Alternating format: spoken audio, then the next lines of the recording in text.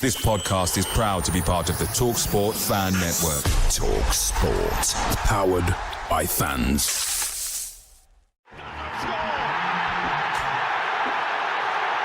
Styles with a save. For the second here. A classic counter-attack, and Gibbs White puts Nottingham Forest 2 ahead.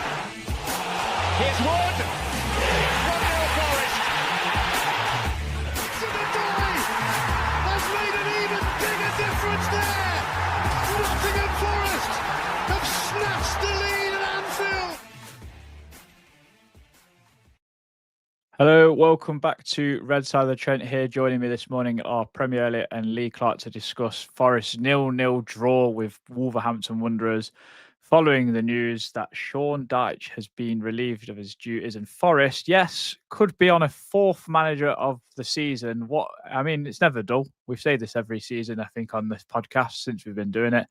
I'm getting quite sick of it sometimes. Lee Clark, how are you, first of all? Yeah, well, good. I think it's the first time I've ever woken up in the middle of the night, checked my phone to about 100 messages, feared that something had happened to a family member, and it was just that Sean Dyche had been sacked at 12:30. So yeah, never change, Forest, I suppose.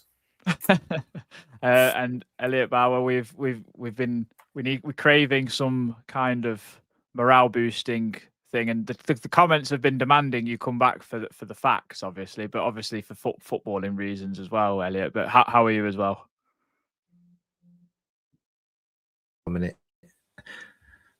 I'm back off mute. I'm going absolutely insane, but apart from that, yeah, it's nice to be back on after 2 months out. So all I have to say is like Happy New Year or something. But Happy New Year, brilliant. Middle of February, we're doing. Well, Chinese New Year then. But yeah, I'm okay. It's glad to be back on with you guys. Good. Lee, we're going to start with yourself. We'll talk a little bit about the game, and then we'll get into Dyche, because I feel like that's probably going to be the main bulk of this podcast. But actually, I thought the team yesterday was the one we all wanted. We had two wingers. We had Lorenzo Luca, obviously scored last Friday night against Leeds.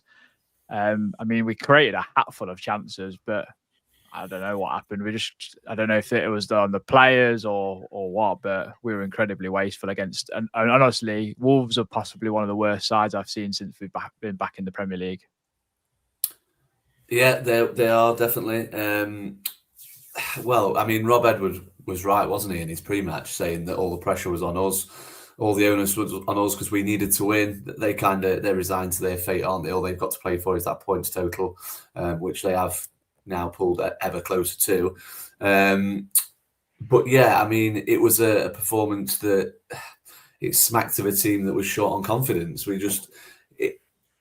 The one thing you can't criticise Dyche for is sticking the ball in the net, because that's not his job to do that.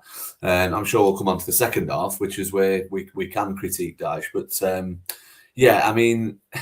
it just the chances we did miss just smacked of a team that were just frightened to death to do anything, because from minute one that you could sense in the crowd that the fans just weren't quite there with the team. And I know that sounds a bit like I'm holier than thou and I'm telling people how to support the team. Clearly we want them to be better. We've wanted them to be better for weeks. But every little poor touch or every little mistake was jumped on. And sometimes I just don't think that's helpful, particularly when there's a full half plus of football left to play. The Gibbs White header, I think it came in like the 20th minute. So you've still got 65-ish, 70 minutes plus stoppage time, that sort of stuff to come.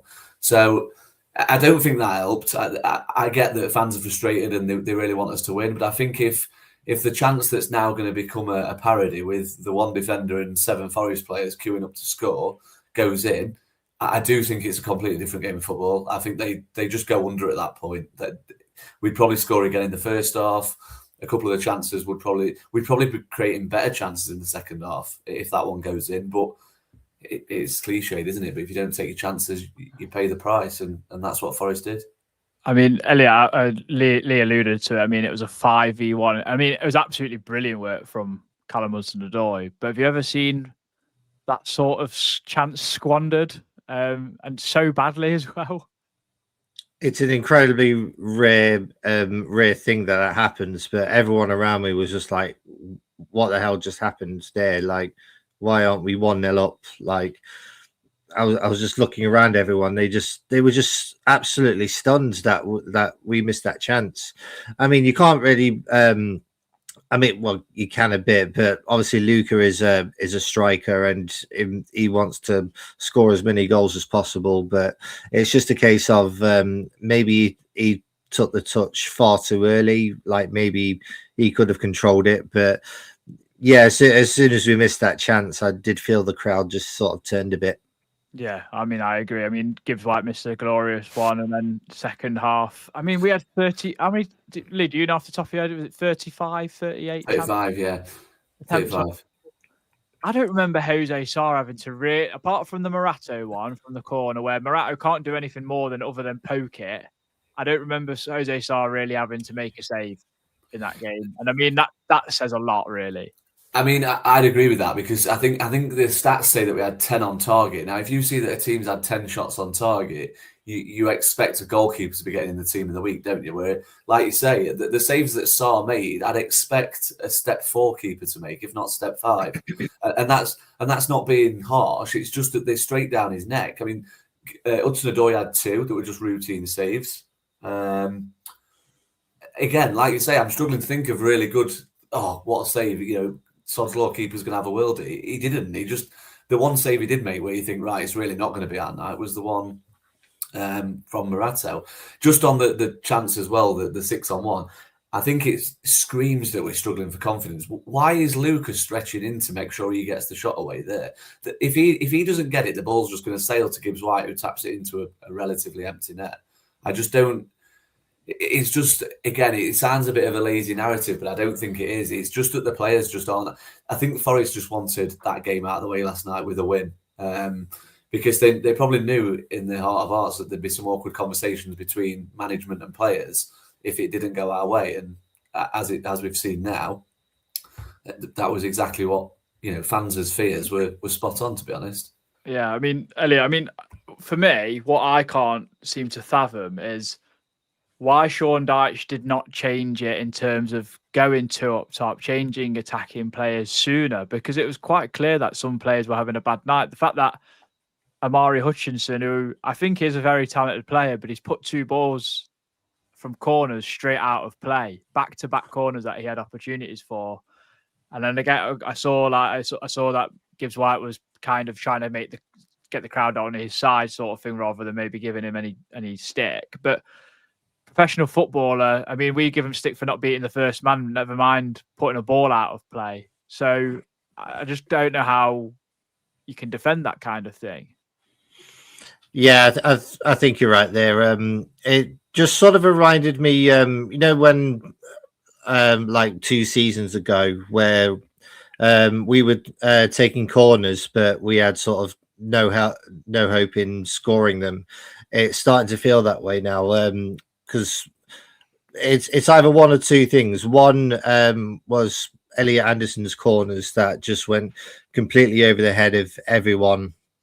And then you've got Amari Hutchinson like putting corners into the side netting of the other goal. We just can't seem to win with corners at the moment.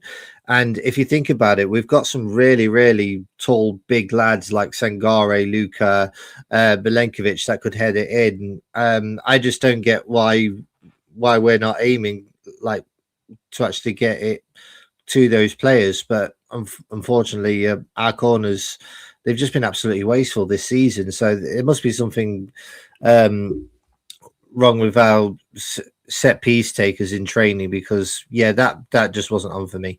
I mean, what about your thoughts on Dyche not bringing on the likes of McAtee, maybe not changing it to a 2 up front? I felt like it was a game we needed to win last night. It's clearly evident because Dyche has lost his job because of it. When you say 2 up front, do you mean with Tyro up top? Because I thought shove Igor on up with Luca, or Tyro and Igor. Do you know what I mean? Just something. Just show something that you're actually being proactive rather than just like lights for light. Because Igor Jesus didn't touch the ball, I don't think, after he came on. Maybe once. No, he didn't. You could potentially see like maybe like we're not sure if we are going to get the renaissance of Taiwo, but we saw how good he was against Brentford. Like, yeah, I think our two wingers were unfortunately null and void yesterday. So yeah, we could have potentially had that, but Igor's not that type of player. He's more of a hold up type player.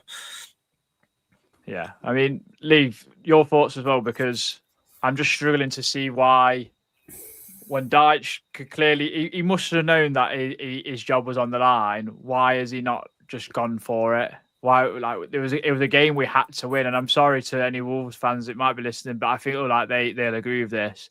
They've accepted relegation. They've already had their fire sale in January by getting rid of the likes of Strand Larson. Surprised João Gomez hasn't gone out as well, but they were awful, and they could have actually won the game in the end if it weren't for. I mean, it was a poor finish from Mane, the young lad, against Ortega. But I generally thought this would really round it off, cherry on top kind of stuff if they'd scored from a similar situation that we had. But I just can't. I just don't get it. I just don't get. This is why we've had a gripe with Dyche since he's kind of been here, because he's just not proactive enough.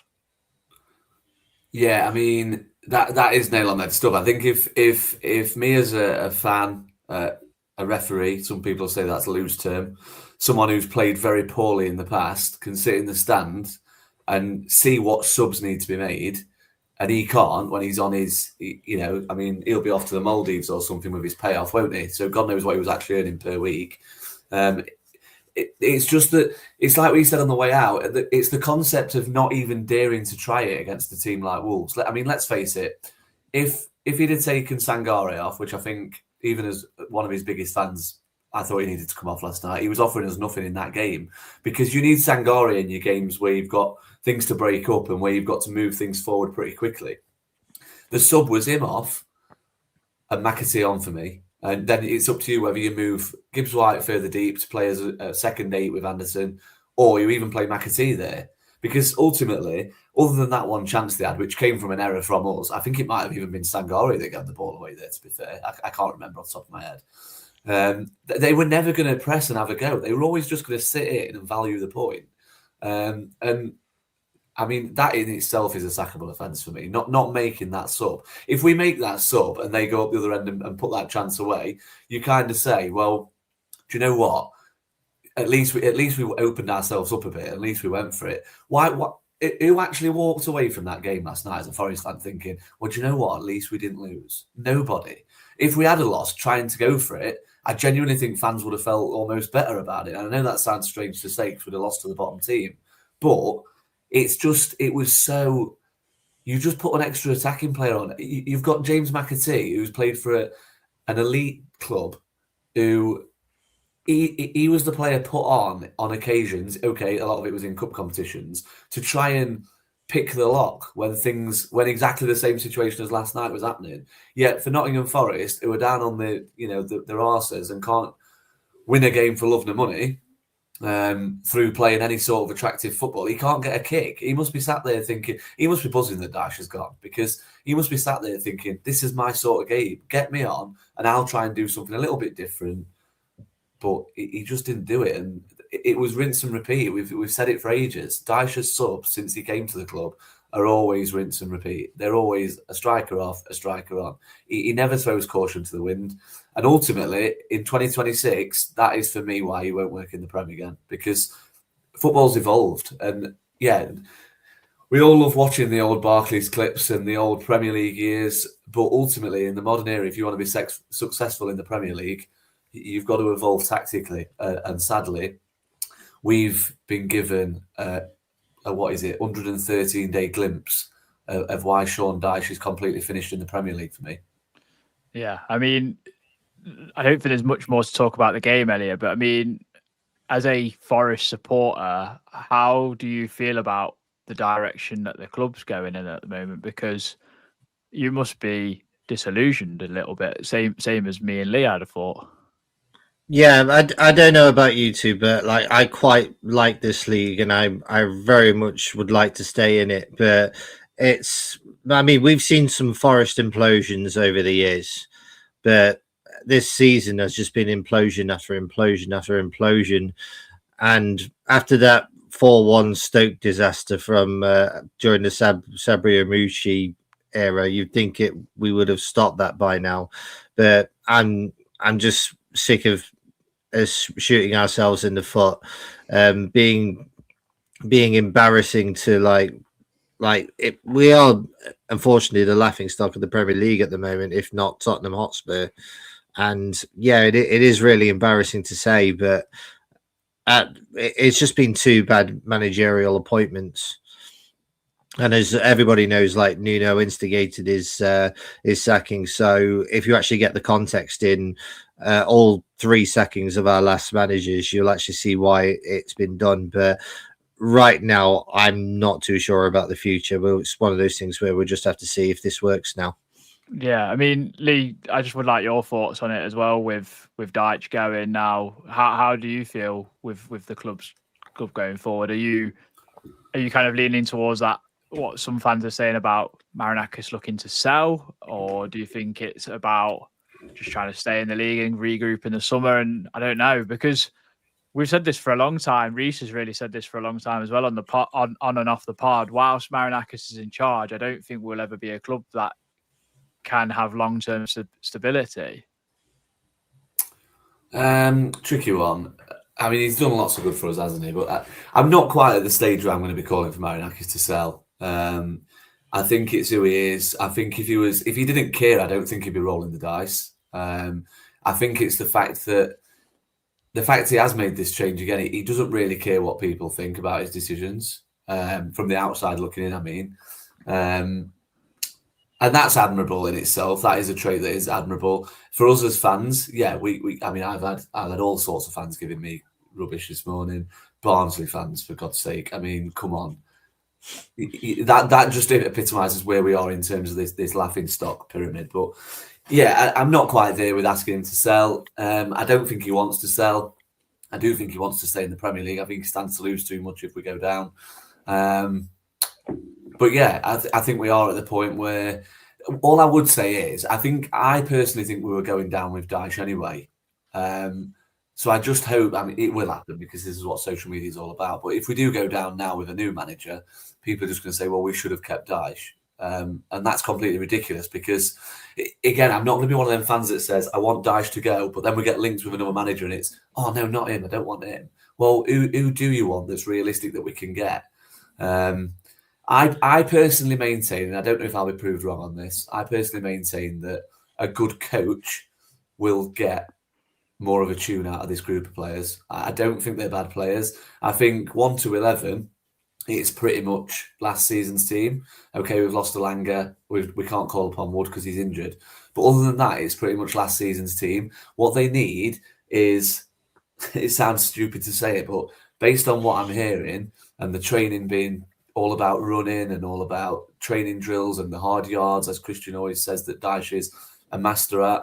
What they need is maybe, at this stage of the season, managers have said it before, players are fit anyway. You listen to any podcast of any ex-player, I'm talking to people like Jermaine Genius and players who have played pretty recently. At this stage of the season, they're more than fit. They need rest more than training. They probably need a couple of extra days off. They need to be at optimum fitness for match days. And they just need to get smiles back on faces. I don't think an half-decent coach can come in and do that. That can change all that. Okay, we need a little bit of tactical news, but Dyche had none. So any is an improvement on none. So yeah, I'm a little bit more optimistic now he's gone. But I just think the writing might be on the wall in terms of relegation just because of how difficult our fixtures are. I think you look at the last 4, for example, we're not going to be in a position where we're safe going into them last 4 games. And that is a huge concern because they are tricky games. Yeah. I mean, Elliot, do you have faith in a new man because of maybe the example of Michael Carrick at Man United, who's gone in there and he won his first 4 games and then drew, obviously, with West Ham on Tuesday. But you look at who he beat and how they beat him as well, with Arsenal and Man City thrown in there. I mean, you must have a little bit of faith that someone else, as Lee said, with someone who a bit more tactical nous, that can turn our form around a little bit and maybe get us the required points to stay up in the league by hook or crook. Yeah, I'm with you on that. I think it's like with Michael Carrick. Obviously, he was one of those that he gets the club and he gets the understanding. What bugged me is a lot of people said when Dyche actually turned up that he got the club, and so did Steve Stoney and Wone. But unfortunately, we haven't seen that. But I do agree with you that the next coach, whoever it may be, does actually need to get a tune out of these players, because if not, we're sleepwalking into relegation, unfortunately. Yeah, I mean, do you know if that was the case, Elliot, that we do slip down? I mean, are you going to have to change the nickname? I don't want to change the nickname because Championship Elliot doesn't roll off the tongue, does it? So I'm one of those that I think 100% of the fans, they don't want to go down, but it's just one of those that we have to try and be sort of realistic here. We are actually in this fight. I don't want to go down. I do actually want to see a turn in form from now on. I don't much care who it's against. The players do believe that they can actually beat anybody on their day. So it's just a case of getting a coach to motivate the team. Get them to stop running and do what's best for the team. Lee, it's looking like Vitor Pereira might be odds on, where he's the name that's been touted about anyway, with the likes of Ole Gunnar Solskjaer and Roberto De Zerbi. So what's your thoughts on who's next? Or do you think it should almost be, I don't know, have a bit of time before we actually choose someone? Well, I mean, just on Elliot's name, EFL Elliot, bit of alliteration, I suppose, if it came to that. Something to consider, I suppose. Doesn't roll off the tongue still, but just something for you to consider.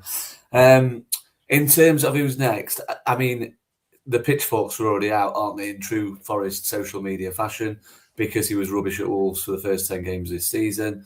I mean, let's add some context, shall we, before we start rage baiting on social media about him.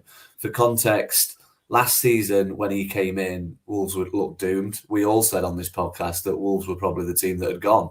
And look where they finished. I mean, no one got anywhere close to Ipswich, Leicester and Southampton in the end. But it looked for a while as though Wolves were going to drop last season.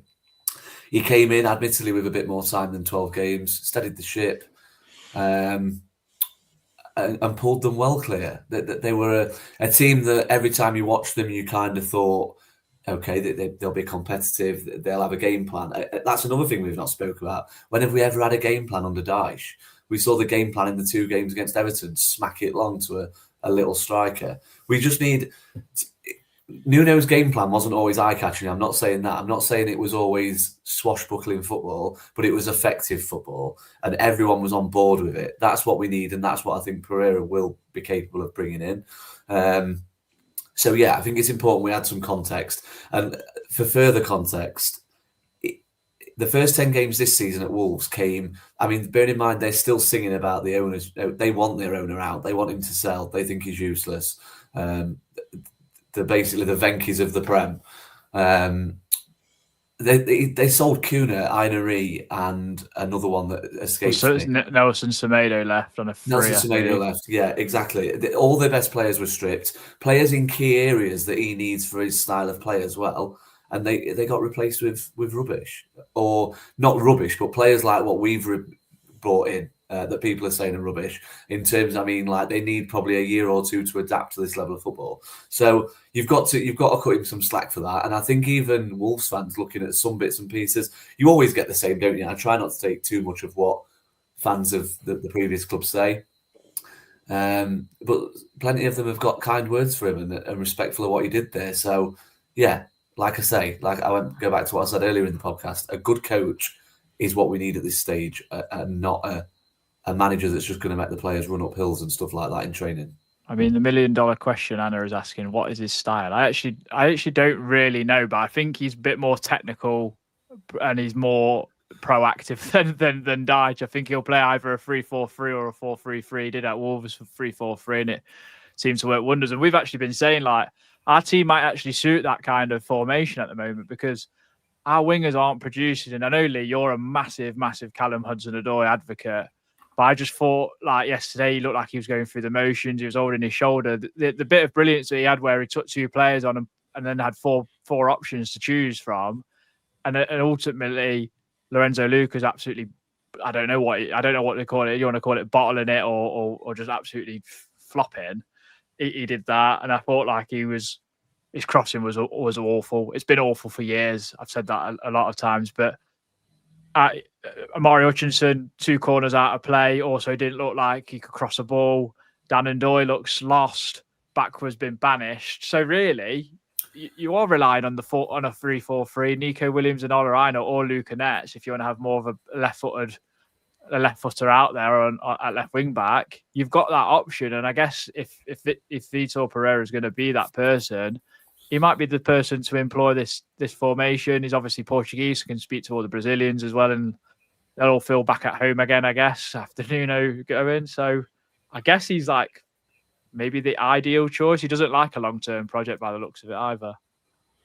I mean, just to touch on the Hutchinson thing again, I go back to what I said right at the top of this episode, where the crowds, okay, when he did it the second time, the crowd have got every single right to be frustrated, especially the time the game was, 74th minute, I think it was. I quite liked what Gibbs White did because I think it shows strong leadership. He recognised that it's a young player who's struggling. He did that for the second. He's not a bad player. He put some decent balls in the first half, for example. He did it because he's struggling confidence-wise. When he did it the first time, he thought, you know what, I'm going to try again this time. And he did exactly the same thing. To hear that reaction won't have been helpful. I'm not saying fans haven't got a right to do it because they have. We were all frustrated. And dare I say, looking back, I probably had a little groan. Because it's frustrating, but he's not a bad player all of a sudden. What I would say is I think there's an argument that at this stage of his career and where he is for us, he's probably better as an impact sub.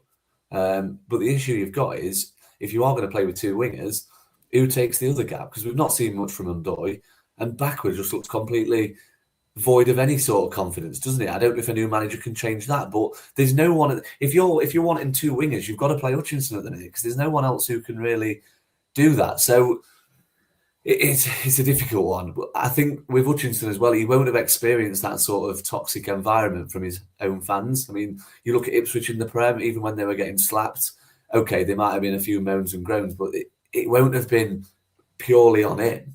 So he's going to be, I think we've got to, I don't want to sound like Angier with this comment, but I think we've got to appreciate that these players, particularly the young ones, they're still human beings and they're experienced these emotions for the first time. And again, I don't want that to sound like I'm giving him an easy way out, but it's not helpful when your home crowd is getting on your back like that. Even if it is a pressurized situation, I just think it's massively counterproductive. Yeah. I mean, Elliot, anything to add to that? Lee hit the nail on the head there. I do, of course, feel sorry for Dylan Backwell, whose last game is confidence. Like, bless him, it was shot, wasn't it? And yeah, Lee's also right in saying like Hutchinson's not a bad player. I've seen the odd tweet saying he should never play again, but what you have to understand is he's very young. Anthony Elanga was is still very young, and these players are developing. So it is just a case of whoever comes back in, I just want to see a happy, confident team again like we did last season. Yeah, I mean, for me, like, I don't think you can gain any confidence from having 3 different managers and 3 different styles of play. I just don't think it's sustainable. I mean, if you guys were going to work, or anyone who's listening, and you have 3 different bosses within 1 year or even less, then I feel like you are going to be unsettled and you might not know what you're doing, and confidence can easily go when already things aren't going too well. But before we carry on with anything, I'm going to ask everyone, if whoever's listening, watching, whenever, if you can drop us a like and a subscribe, it does go a long way. Just going to give a shout out to our sponsors as well. So we've got Trent Side Threads. Use our code RSOT at trentsidethreads.co.uk. That's our site with 2 T's for 10% off. Lots of t-shirts and all that good stuff on there from them. And then also our friends at Vesta Blinds. So stylish, high quality, made to measure blinds and shutters at a great price. Give your home the perfect finishing touch with stunning, expertly fitted window coverings from Vesta Blinds. That's vestablinds.com. Thank you very much for those sponsoring the pod. We're going to get into everyone's slept on it thoughts and any comments on the live chat as well. Red side of the Trent. Slept on it thoughts.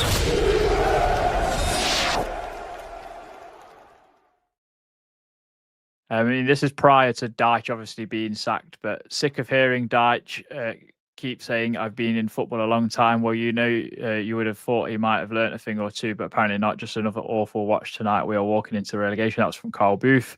Mark Baker, a man who believed in fitness over ball work, a man who believed in height and physicality over skill and flair, a man of such limited ability that he could only ever play one formation with the only tactic of aimlessly crossing. A true dinosaur, glad he's gone.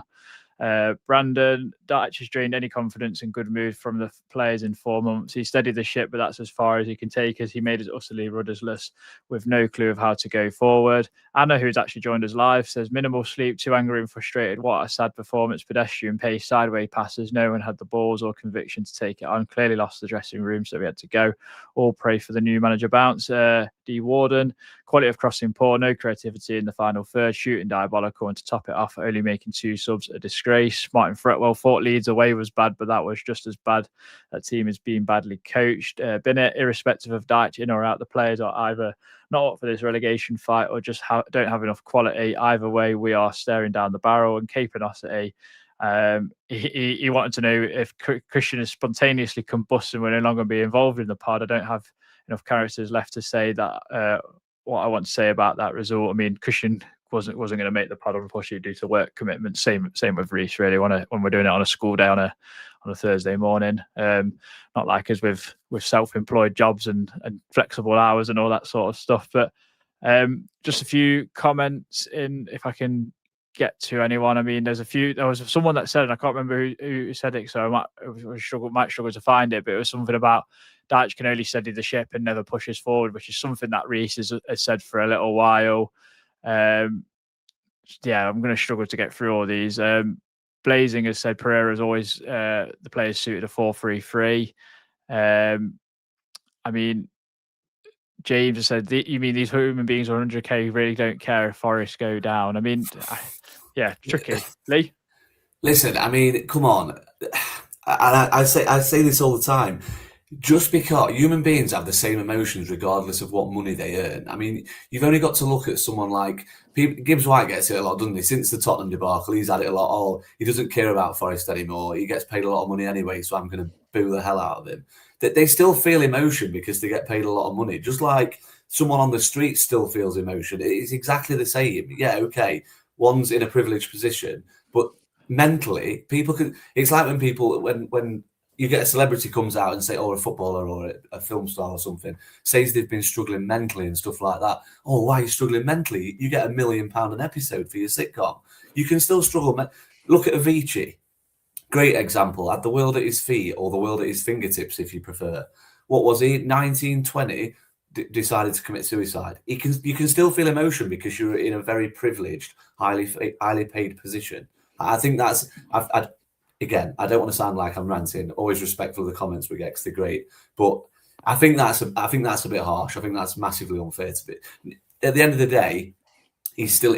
I go back to what I said. He's still a human being. Okay, he gets paid more than me and you. Of course he does, but that doesn't mean he's used to that level of toxic sort of, angst towards him. That must impact anyone's mental well-being. And yeah, okay. He probably will be on the paddle court getting it out his system today while we're all at work. But that doesn't mean he's still not allowed to feel it. Absolutely. I mean, Anna says she's in the Christian fan club. Shame no Christian was looking forward to hearing his reactions to Dyche sacking. Don't worry, Anna. It will come over the weekend as Christian and Reece do want to have their say on everything. And I'm sure there's going to be a lot of... I don't know. I don't know if there will be joy or heat from Christian, to be honest. But maybe we need to get Jimmy to make like a bit of a barometer scale of a little animation for us to pop in. I mean, Elliot, do you with regardless of who's going to be the manager, do you think we stay up or are you not quite sure?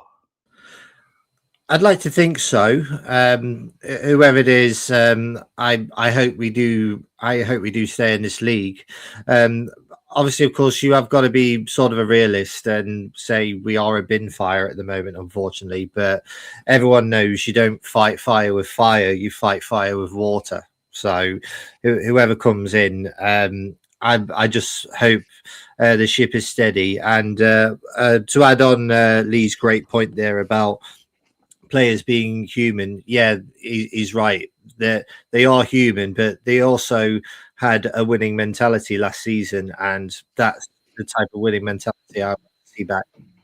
Yeah, I mean, Craig from Up the Cherries has said, I think whoever it is needs time and money, needs to stand by them. He's also asked about Robert De Zerbi, and I think Robert De Zerbi is going to probably go to Tottenham, if anything. I think that's kind of a match made in heaven. They'll probably get that kind of Pochettino style back, maybe at the new White Hart Lane or whatever you call their stadium nowadays. But yeah, it's looking bleakly. It's a bit like the first two seasons, isn't it, all over again, except, I mean, at least with the fan base, we had that feel-good factor of being back in the Premier League to back us, and we all love Steve Cooper, so that kind of got us over the line. I do think, and I'm in agreement with you both, I don't think this team is that bad. I don't think the players are bad.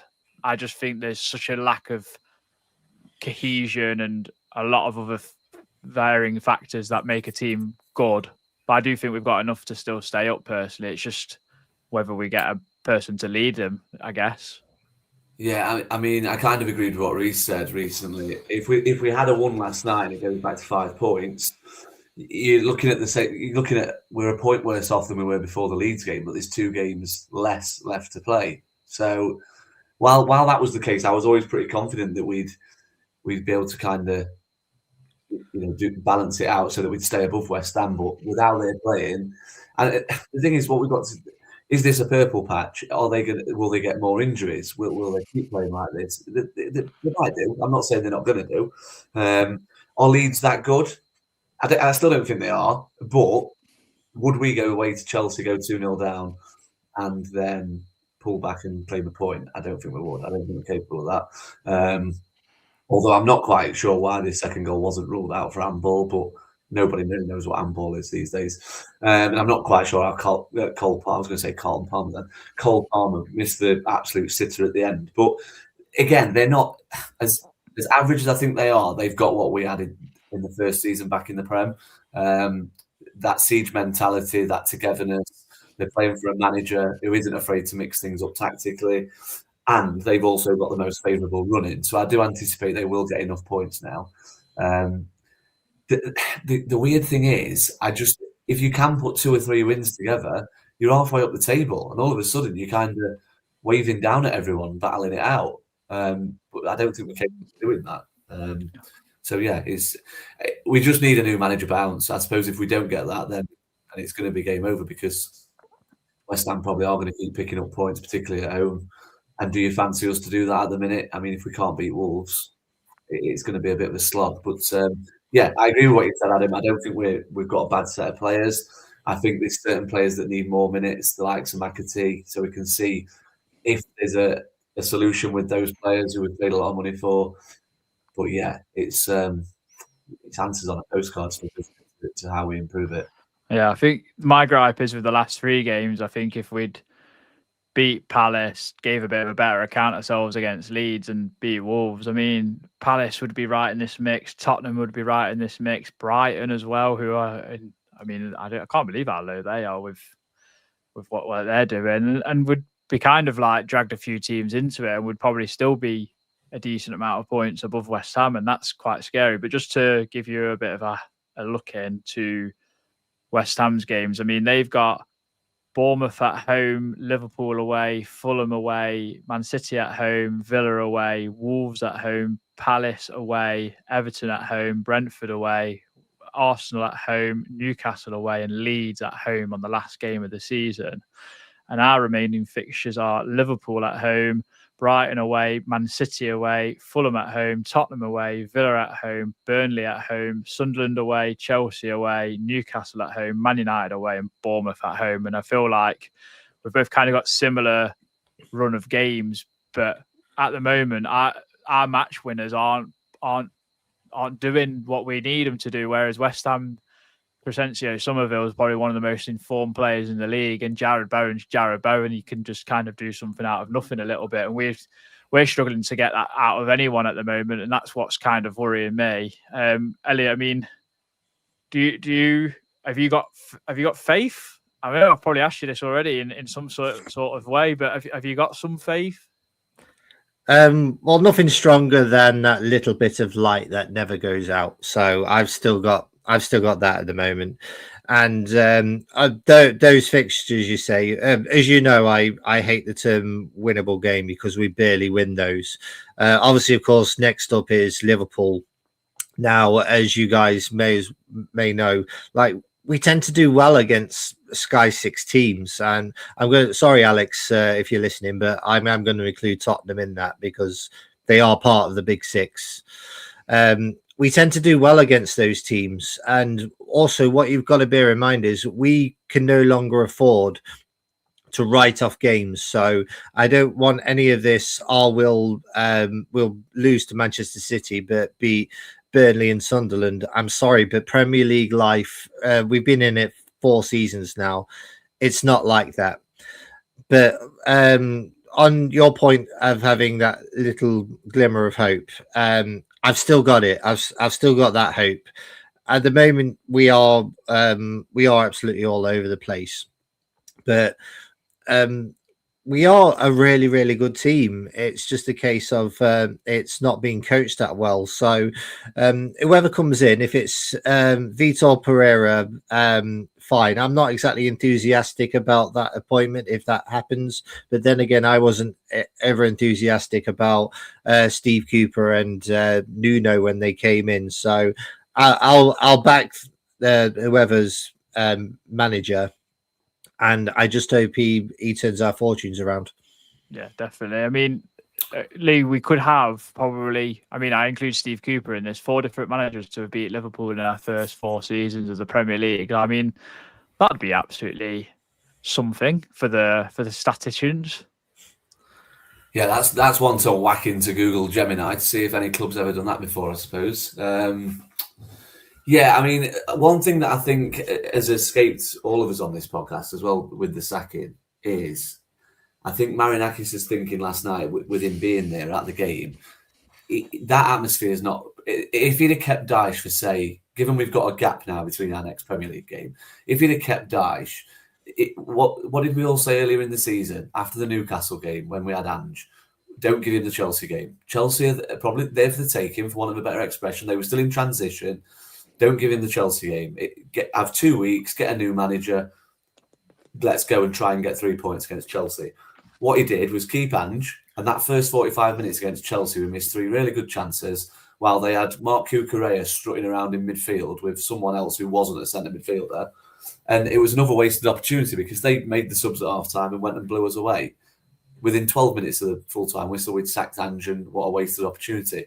I actually think, and I don't want this to sound like I'm happy clapping Marinakis because clearly there's flaws, but I actually think he's learned a lesson from that experience. I think he's decided to pull the plug because I know he's had stuff going on in his personal life, Marinakis, so he's not been at the City Ground as much as he would like. I think he was shocked last night at the atmosphere at the City Ground. I think since we got back promoted, the atmosphere has largely been good. And I think over time, I've always said the longer you stay in the Premier League, the worse the atmosphere you get because you get more day trippers, you get more tourists. That's just the world of the Premier League in 2026. But I actually think Marinakis was shocked at the atmosphere to the point where he thought, do you know what? We've got a big game against Liverpool next. If I keep Dyche, it's going to be the same situation at home again in a game where we just simply can't afford to throw away. And okay, we might play Liverpool, they might turn up and they might win. There's a strong possibility of that. You look at the league positions, you look at the squads, they should win. However, we have already battered Liverpool once this season. And you can't tell me that Liverpool won't come here with that still firmly in their memory. So I actually think he's thought, let's pull the plug on Dyche and try and get the fans back on side. And I genuinely believe that's what his thought process is. Because I think he probably thinks that it doesn't really matter who is in that dugout for that particular game, because it'll be their first Premier League game. Regardless of what happens in Europe, it'll be the first Premier League game, and the fans will be firmly back on side. I can already tell you the atmosphere is going to be brilliant. It doesn't matter whether we won't have dropped in, I don't think, unless West Ham beat Bournemouth by 4 or 5 goals. But he knows that the fans will be back on side for that game, and the atmosphere, in theory, because we're playing Liverpool, should be bang at it. And I think that's part of his thought process from this decision with Dyche. Yeah, I mean, it's going to be very interesting to see what happens. I mean, you say Marinakis has learned his lesson. He gave Houghton them games, didn't he? After international break, before getting rid of him, didn't he? Yeah, I mean, maybe learned his lesson is a bit too strong. I think Marinakis, I've always said, it's his club, he'll do what he pleases, which you've kind of over the years grown to get used to, I guess, whether it's right or wrong. But yeah, I just think that was part of the thought process. I actually don't think. I mean, I'm sure there'll be another warts and all interview at some point in the future, but I don't think he gets any satisfaction from chopping and changing all these managers. People from the outside looking in, oh, he's got a big ego, this, that, and the other.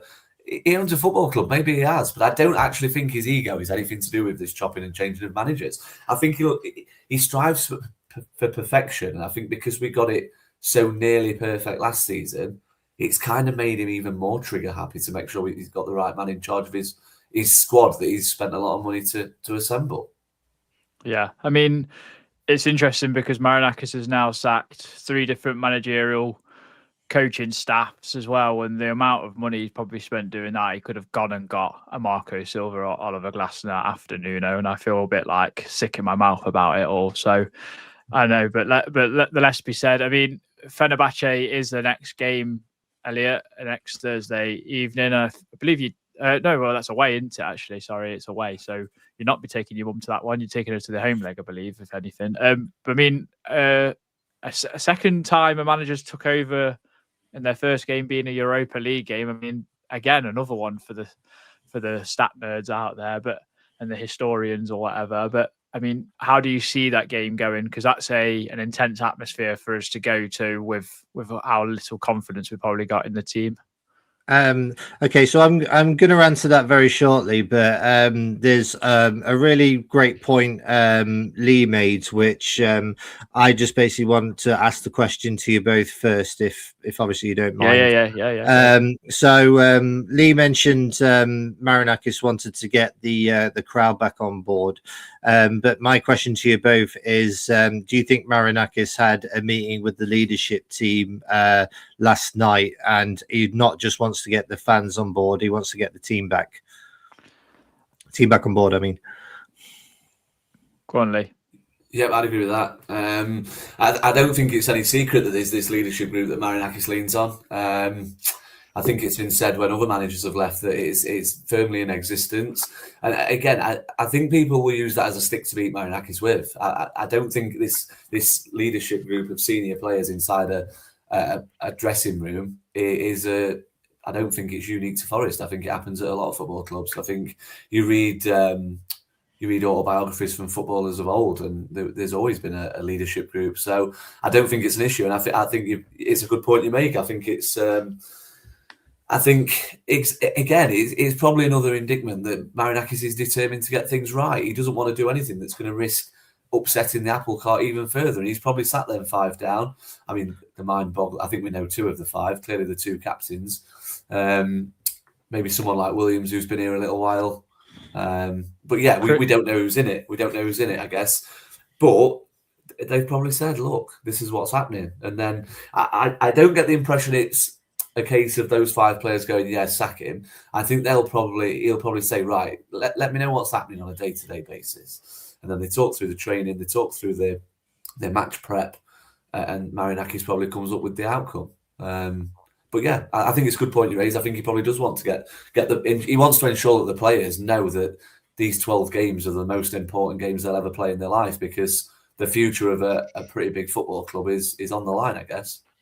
I mean, for me, you don't ever want to hear about players having the power in a football club. Like the manager should always be that person in my eyes. But equally, without players being on board with what the manager is saying, then the thing they can't work. It's just not going to happen. You're seeing it countless times where players down tools and everything else when when it's not going well for the manager and it's all going into a bit of turmoil. So I guess Marinakis has to address the players, and the players have to address him. If they're clearly unhappy and they're stating that, and their answer is we need a change because we can't work with this guy, then they clearly obviously care because they're making it known. Otherwise, they could just carry on and going, do you know what? We're not bothered. Elliot Anderson knows he's going to get a move probably to Man City in the summer. Why should he care? But he obviously does. They're going to care because it's personal pride and professionalism that where a manager's might get a phone call one day off a manager say, oh, what's he like? And you go, well, he'll work his socks off no matter what's happening. No matter if we're in the mire or not, they're going to work their socks off and give you their all and give you their quality. So I guess that's where it comes into. So yeah, I'd probably agree with what Lee said as well, Elliot.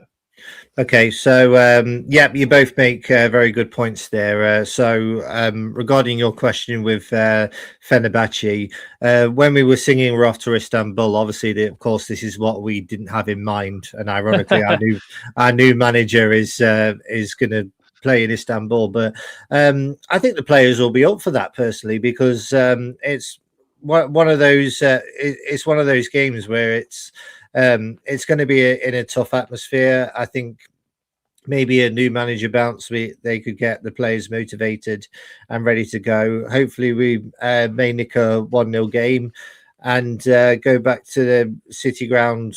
Not relaxing, obviously, but like having a little bit of advantage. So, the Fenerbahce game. This is one of those where that glimmer of hope comes back, and I'm just sort of really looking forward to it. Have you got a score prediction, Elliot? I never ever back us to lose because obviously, of course, I'm a supporter. I think we may have a nick a 1-0 or it'll be a 0-0.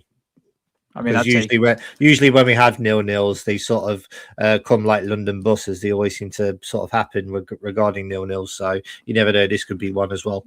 I think a 0-0 would be a fantastic result away at Fenerbahce personally. But yeah, Lee, same to you really. Fenerbahce, and then Liverpool sandwich in between the two legs.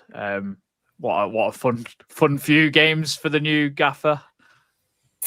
Yeah, I suppose so. I mean, just to say as well, it's such the saddest thing about this whole season is that it should have been magic. This season should have been, it should have been being in Europe for the first time in 30 years and all the fans going to these exotic locations and following the team abroad. For the first time, I mean, I was obviously fortunate enough to see it last time, but for certain fans of a certain age, certainly ones who sometimes fill in on this podcast, it's the first time they've seen us in Europe, and it should have been a special season. But the Europa League's now just paled into insignificance, and the fact we're in this last 32 in itself is bad enough. And you can say that, but for 2 missed penalties, we wouldn't be playing this game. But again, had we played to win in Braga and not gone down to their level, we probably wouldn't be relying on the penalties. So I think it's a bit disappointing that it's come to this. It's a bit disappointing that we've probably got the worst possible draw in the last 32 as well. But that said, I do still think Fenerbahce are beatable. They tend to get a lot of players at the end of their career, don't they? They'll have some big names on paper. Kante, for example. Kante's not played in a top European league for ages. I mean, I'm not saying he's not still going to be a threat and be his typical Duracell bunny self, but he's not the player he was at Leicester that I think, or Chelsea, that I think people are kind of expecting. So I think it'll be a good game. I think it's it'll be a good experience for the fans that are going. Getting to tick off Europe and Asia. There's a bit of trivia for you. So yeah, I think I'd love to think we can get a draw. I'm not hopeful of a second successive clean sheet, I've got to be honest. Given that, thinking about it, I think Angus Gunn will be in goal, won't he? I believe so, yes. Unless Matt Yes. Sells has a Again, recovery. nothing against Angus Gunn. He didn't fill me with dread when he came on against Palace. But it's not ideal to have your third choice keeper in a last 32 game in a Europa League match. So, yeah, I think it'll. I'd love to think we could get a draw. I'd love to think we could score. So I'll go for 1-1. If we get a new manager in and he hits the ground running, what's to say we can't win over there? That is being ultra optimistic, I know, but I just think fans, even the ones watching at home on telly, I think will look forward to it a little bit more now, because I think we've grown under Dyche. It was rinse and repeat. I'd said it for weeks. You never turned up at a game expecting something out of the ordinary. You knew exactly what sort of performance you were going to get, what sort of non-existent game plan you'd get, and you'd just get 11 players looking frustrated at the whole season as a whole. So, yeah, I think it'll be a good game, and I'm hoping we can. I just hope the tie's live for the home game. Obviously, I've bought for the home game. I just hope we're still in it. So fingers crossed for a 1-1 draw. Yeah, I mean, I stopped listening to Dyche's pressers after a while. I just got bored. I just thought he hadn't got anything to say that. I mean, I felt like I've got more knowledge than he has, and that's saying something. I mean, I shouldn't. You exaggerate as a football fan, like, oh, I know more than they do. I generally think I know more than Dyche, and that's saying something. So, I just stopped listening. Before we finish, everyone's obviously come for only one thing and one thing only when they hear that Elliot's going to be on the pod, and that is his fact of the day. Because let's face it, the football is abysmal at the moment. No one wants to listen to us ramble on about it. Everyone's just coming for Elliot. So take it away, Elliot, because I know you've been dying for a few that you've had waiting. Yeah, so I've got the most Little England story I've ever read, and I've been dying to do this for a few months now. And I'd also just like to say apologies, I've not been on for ages. My mental health has been absolutely all over the place, and I'm just grateful to Red Side of the Trent, as well as other podcasts and other people around who have helped me with my mental health. So thank you so much, guys. It's greatly appreciated. So I just wanted to say that. So as I say, I've got the most Little England story that I've ever read, and I'm going to turn it into a form of a topical panel show here. So you guys have got to guess what happens first. So I'm going to give you half a headline, and that is police deploy riot shields to lasso a rampaging goat. Right. So this took place in a quaint Wiltshire village. A goat escaped during the Christmas period, and I'm going to ask you what you think this goat did first, bearing in mind it's a rampage, and the nearest to this possible answer wins. So who'd like to go first? I mean, is a goat just like going around ramming people? Like that's like their shtick, in it. Like they just like to try and head first charge into folk, don't they? So I'm going to go with that, I guess. Just okay. Anyone in sight getting rammed at. Lee, any ideas? Well, I had an idea in my head, but I said to you last night before the game that I've got a sneaky feeling that your stats and facts are always quite blue. So I'm going to go, really randomly, go to a strip club. I think he went to the strip club. In a Wiltshire village? Yeah, why not? Okay, fair enough. Okay, what it did first will absolutely shock you, and I can't believe I'm saying this because it's so... Basically, it ate the oranges off a Christmas festive wreath. Oh, my God. I know. Get him. So I'll give it how far away I was. I'll give the point. Something mental, like go to the pub or something. I'm going to give the point to Adam there because obviously he was sort of closest there. It then chased a woman. So there you go, ramming a lady. So ramming, yeah. It chased a woman whose Christmas wreath it was, and then it started to look through people's windows. So that's it like went around a bit. Isn't it? Yeah, we'll give we'll give the point to you there, and then the police arrived because obviously the woman ran the police. What do you think it did next?